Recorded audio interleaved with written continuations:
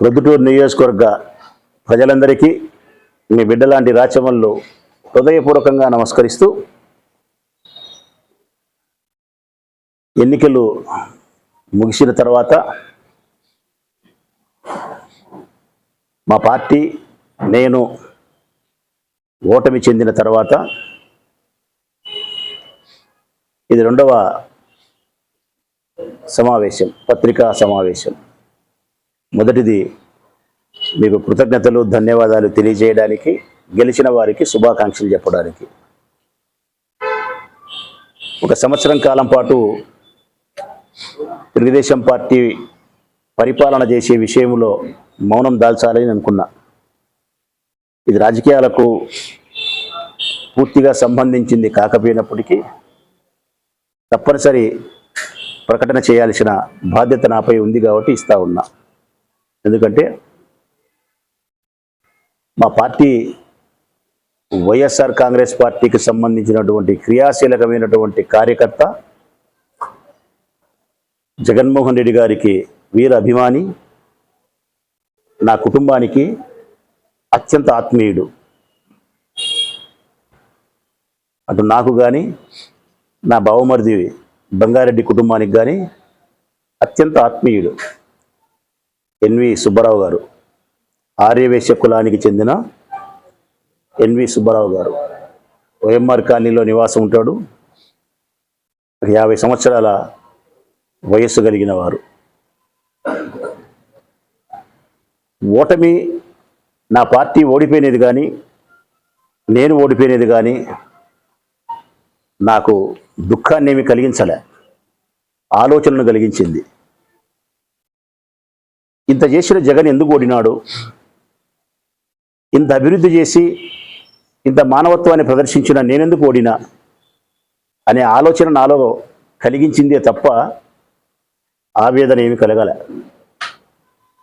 కానీ ఓటమిని జీర్ణించుకోలేక, మా ఓటమిని జీర్ణించుకోలేక, జగన్మోహన్ రెడ్డి గారి ఓటమిని, ప్రొద్దుటూరు నియోజకవర్గంలో నా ఓటమిని జీర్ణించుకోలేక అవమాన భారంతో విజయవాడకు పోయి కృష్ణానదిలో దూకి బలవంతంగా మరణాన్ని స్వీకరించిన ఈ ఆత్మీయ మిత్రుడిని తలుచుకుంటే గుండె బరువు ఎక్కుతుంది, దుఃఖం ముంచుకొస్తా ఉంది.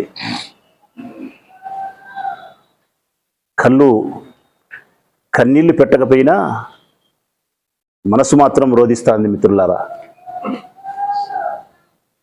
ఎందుకింత అఘాయిత్యానికి తను పాల్పడినాడు? రాజకీయాల్లో గెలుపు ఓటములను సర్వసాధారణంగా స్వీకరించాల్సినటువంటి మనం మన ఆత్మీయులను, కుటుంబ సభ్యులను, భార్యాపిల్లలను వదిలి మరణించడం అంటే నిజంగా ఆశ్చర్యం కలుగుతూ ఉంది. ఇతనికి ఎంత ప్రేమ ఉన్నది మా మీద, వైఎస్ఆర్ కాంగ్రెస్ పార్టీ జెండా మీద, జగన్మోహన్ రెడ్డి గారి మీద ఎంత అభిమానం ఉంది అనేది ఆశ్చర్యాన్ని కలిగిస్తుంది. ఒక నాయకుడు ఓడితే ఒక అభిమాని, ఒక కార్యకర్త మరణాన్ని స్వీకరిస్తున్నాడంటే నిజంగా ఇది ఆశ్చర్యమే ప్రజలారా. అతను చనిపోయేటప్పుడు 4-5 రోజులు విజయవాడలో ఉండి ఫోన్ స్విచ్ ఆఫ్ చేసి ఎవరికి అందుబాటులోకి రాకుండా 7 ఉత్తరాలు రాసినాడు విడివిడిగా. 7 ఒకటి వాళ్ళ భార్యకు రాసినాడు, ఒకటి బంగారెడ్డికి రాసినాడు, ఒకటి నరసింహారెడ్డి, అట్లా తనకు సంబంధించిన మిత్రులకు 7 రాసినాడు విడివిడిగా. 7 రాసి తన దగ్గర ఉండే బంగారు కడియము, తన పర్సు, అందులో కొంత 20-25 వేలు డబ్బులు, అవన్నీ కొరియర్ చేసినాడు ఇంటికి. ఈ 7 ఉత్తరాలు కూడా కొరియర్ ద్వారా పంపించినాడు వాళ్ళ భార్యకు. ప్లస్ 7 మందికి ఎవరికైతే రాసినాడో విడివిడిగా మళ్ళా వాళ్ళకి ఒకటి పంపినాడు ఒరిజినల్. 7 మందికి పంపినాడు, భార్యకు పంపినాడు. స్పష్టంగా రాసినాడు. ఆయన భార్యకు రాసిన మరణించేదానికంటే కొన్ని గంటల ముందు ఆయన రాసినది, ఉదాహరణకు, మిత్రమా నా అంతిమ యాత్రకు జగనన్న వచ్చేలా చూడండి, ఇదే నా చివరి కోరిక. ఎంత బాధ అనిపిస్తుంది. చనిపోయేటప్పుడు కూడా జగన్ను స్మరిస్తున్నాడు. నా శవయాత్రకు నా నాయకుడు జగన్ రావాలని కోరుకుంటున్నాడంటే ఎంతటి అభిమానం ఉంది నాకు. ఇట్లా అభిమానులు జగన్మోహన్ రెడ్డి గారికి లక్షల మంది ఉండారు, లక్షల మంది ఉండారు.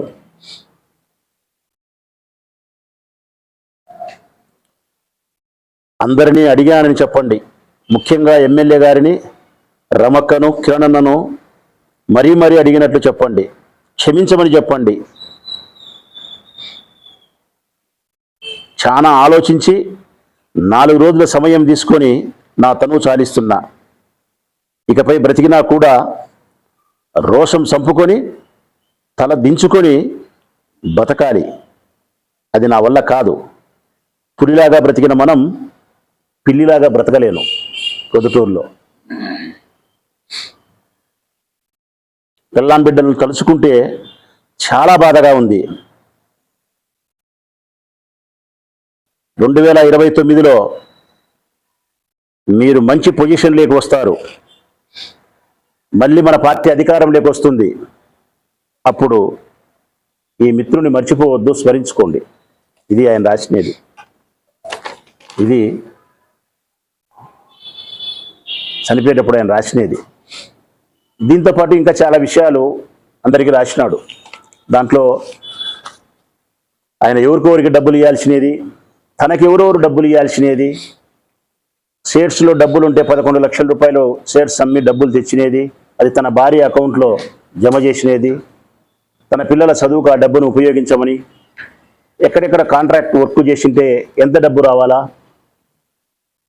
తనకి ఎవరు ఇవ్వాలా, మదన్ 3 లక్షలు ఇవ్వాలా, నరసింహారెడ్డి 2 లక్షలు ఇవ్వాలా, ఇట్లన్నీ రాసినాడు.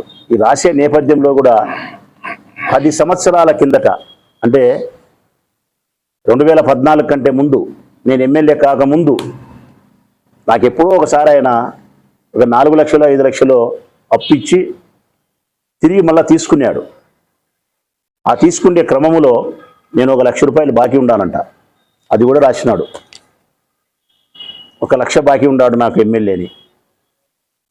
దానికి 10 సంవత్సరాలకు వడ్డీ వేస్తే 4 లక్షలు 5 లక్షలు అవుతుంది. అన్నని ఏమనుకోవద్దని చెప్పి ఆ డబ్బు నా భార్య పిల్లలకు ఉపయోగపడుతుంది కాబట్టి ఆ డబ్బైనా నా భార్య పిల్లలకు అందించండి అని చెప్పి అడిగినాడంటే ఎంత బాధ అనిపిస్తుంది. అసలు ఆయన మాతో పంచుకుంటే ఈ అవమానాన్ని కానీ, ఈ ఓటమిని కానీ, ఏదైనా పంద్యాలు పెట్టి, అంటే మేము గెలుస్తామనో, జగన్ గెలుస్తాడనో 20 లక్షలు 40 లక్షలు 50 లక్షలు 60 లక్షలు పంద్యాలు పెట్టి ఉంటే, అది కూడా మాతో చెప్పి ఉంటే ఆ రుణం తీర్చిందము.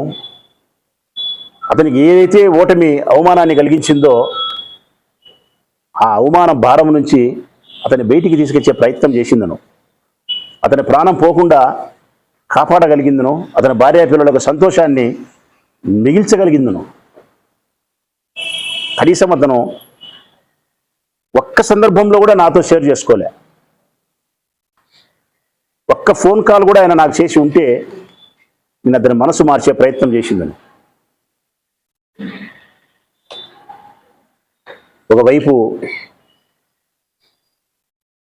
మాకెంతో కావలసిన వాడు 20 సంవత్సరాలుగా రాజకీయంగా నా ఒకనికో బంగారెడ్డికో సంబంధించిన మనిషి కాదు. మా కుటుంబ సభ్యులందరికీ, ఇంట్లో మా అమ్మకు, నా భార్యకు, అన్నకు, వదినకు, నా పిల్లలకు, అందరికీ కావలసిన వాడే. 24 గంటలు మా మేలు కోరేవాడు. 24 గంటలు వైఎస్ఆర్ కాంగ్రెస్ పార్టీ జెండా గెలవాలని, పైన జగన్మోహన్ రెడ్డి గారు ముఖ్యమంత్రిగా ఉండాలని, ప్రొద్దుటూరు నియోజకవర్గంలో నేను ఎమ్మెల్యేగా కొనసాగాలని ఇందులో రాసినాడు. ఒక చోట బావా బంగారెడ్డికి రాసే దాంట్లో రాసినాడు, బావా మినిస్టర్ కావాలని మనస్ఫూర్తిగా నేను ఆకాంక్షిస్తానా, మంత్రిగా చూడాలని కోరిక ఉంది ఆయనని చెప్పి.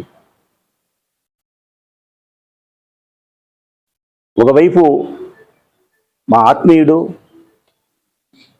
మాకెంతో కావలసిన వాడు అకారణంగా మరణాన్ని కొని తెచ్చుకొని మరణిస్తే, మా పార్టీ ఓటమిని జీర్ణించుకోలేక మరణిస్తే మేము బాధలో ఉంటే, యావత్ మా పార్టీ వాళ్ళంతా దుఃఖంలో ఉంటే, ఇప్పుడు కూడా రాజకీయమే తెలుగుదేశం పార్టీ వాళ్ళు. ఎంత అన్యాయం! ఆలోచించండి ప్రజలారా,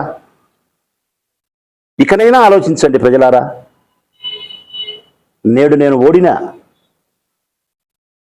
నేను ఓడినా వాళ్ళు గెలిచినారు. వాళ్ళు ప్రభుత్వంలో ఉన్నారు, నేను ప్రభుత్వంలో లేను. సర్వసాధారణమైన నాయకుణ్ణి.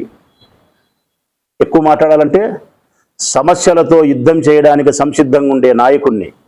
5 సంవత్సరాలు సమస్యలతో యుద్ధం చేయడానికి సంసిద్ధంగా ఉండే నాయకుని నేను. ఈ సందర్భంలో కూడా మళ్ళీ మా మీద అబద్ధాలు చెప్పే ప్రయత్నం.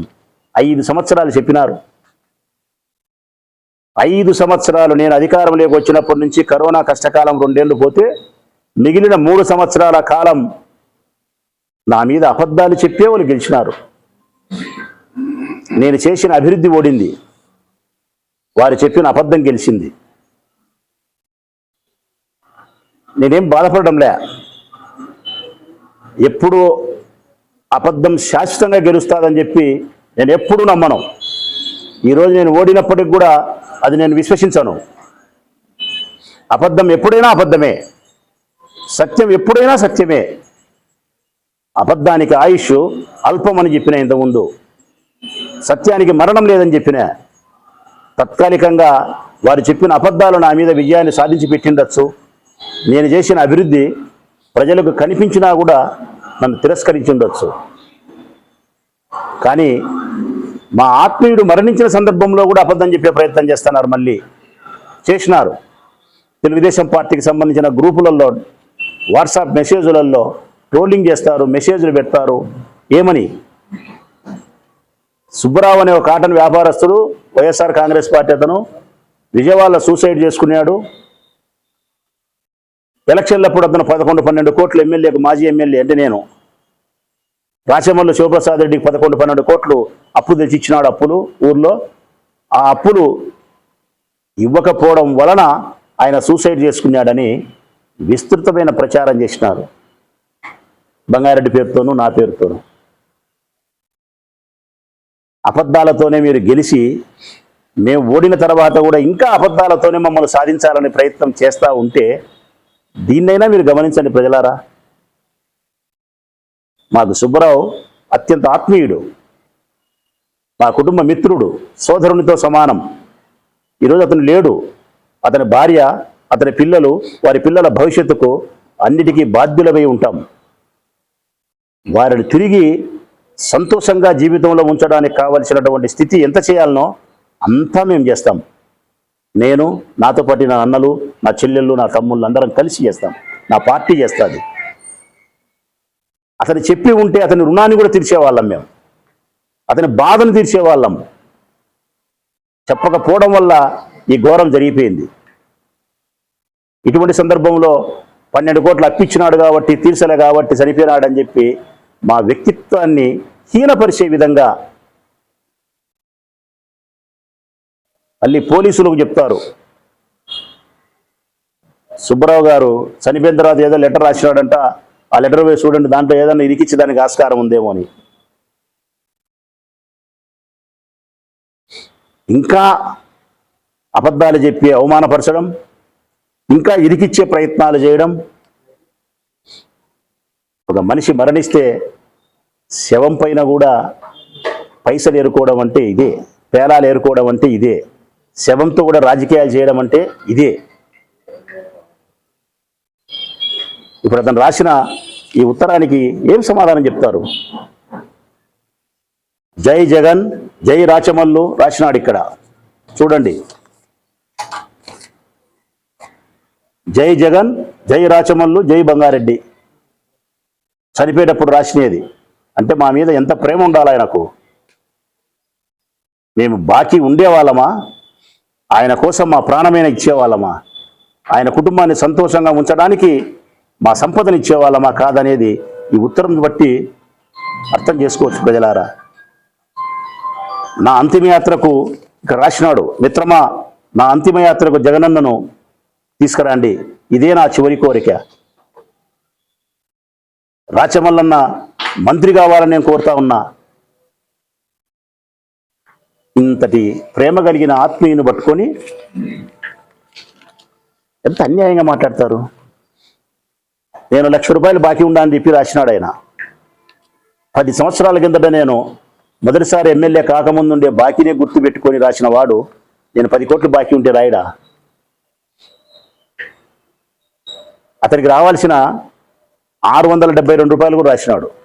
అతనికి ఇవ్వాల్సిన ₹200 కూడా రాసినాడు. ఆర్యవైశ్యులు చాలా క్రమశిక్షణగా ఉంటారు.